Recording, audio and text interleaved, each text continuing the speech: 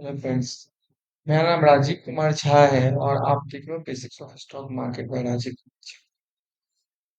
ये इथेरियम का चार्ट है और इथेरियम का इससे पहले मैंने दोपहर में कहा था कि मार्केट ने यहाँ पे मैंने बोला था कि यहाँ पे चेंज ऑफ कैरेक्टर हुआ है। मार्केट हल्का सा 15 मिनट में आता हूँ, 15 मिनट में फिर आप आसानी से समझ पाएंगे। जैसे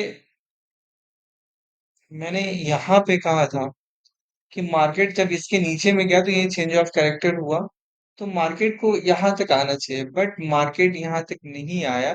स्टॉप लॉस हुआ।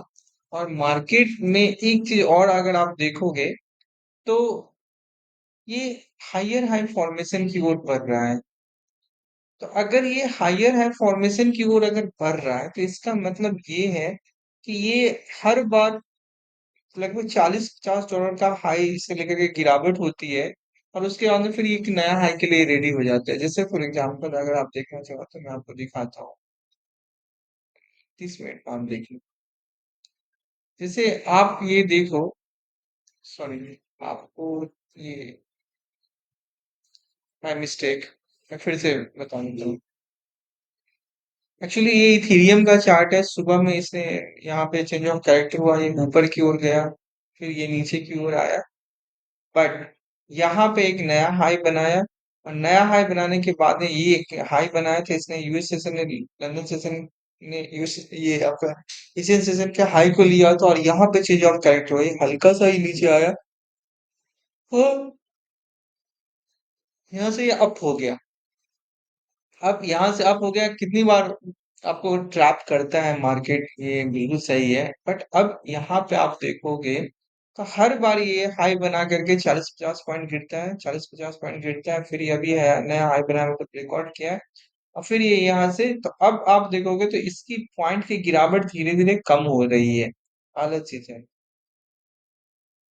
दूसरा चीज, अगर आप गोल्ड देखोगे तो गोल्ड इससे पहले आपका स्मॉल फॉल करता था और मार्केट में ये भाग रहा गोल्ड।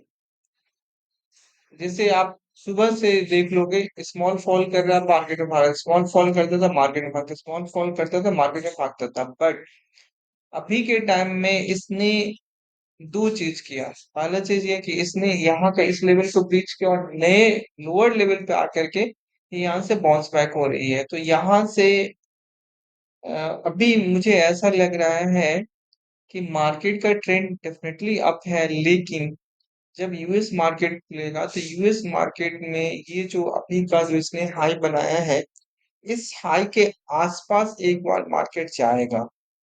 और मार्केट कभी भी ऐसा नहीं होता है कि मतलब तीनों सेशन में, कभी कभी ऐसा भी होता है कि तीनों सेशन में मार्केट अप रहता है, लेकिन इतनी आसानी से मार्केट कभी किसी को पैसा नहीं देता है। मैं ये चीज आपको बोल रहा हूँ।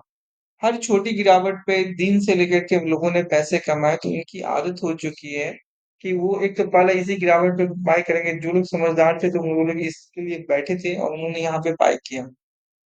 बट मुझे ऐसा लगता है कि यहाँ इस एरिया में जब यूएस मार्केट खुलेगा तो एक रिवर्सल होगा।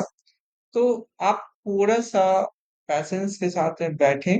मैं ये नहीं कर रहा हूँ कि अभी आप शॉर्ट करें, जब मार्केट में चेंज ऑफ कैरेक्टर हो जाएगा तब आप शॉर्ट करें। अभी शॉर्ट करने की कोई हड़बड़ाहट नहीं होनी चाहिए।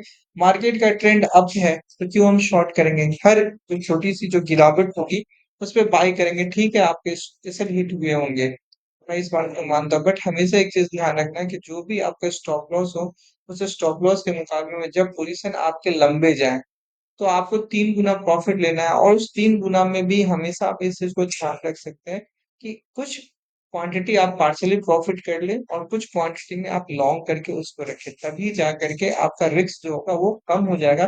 तभी जा करके आप उस स्टॉक में बने रह सकते हैं। जैसे कल मैंने दिखाया था जब मुझे $30 का प्रॉफिट हुआ था, एक्चुअली वो $30 के प्रॉफिट हुआ था मुझे, बट उसमें मेरी क्वांटिटी जो थी वो बड़ी साइज थी, तो मैंने वो धीरे धीरे करके क्वांटिटी रिड्यूस किया था और छोटी क्वांटिटी को मैं लॉन्ग किया था जो कि मुझे 30 सेंट मिले।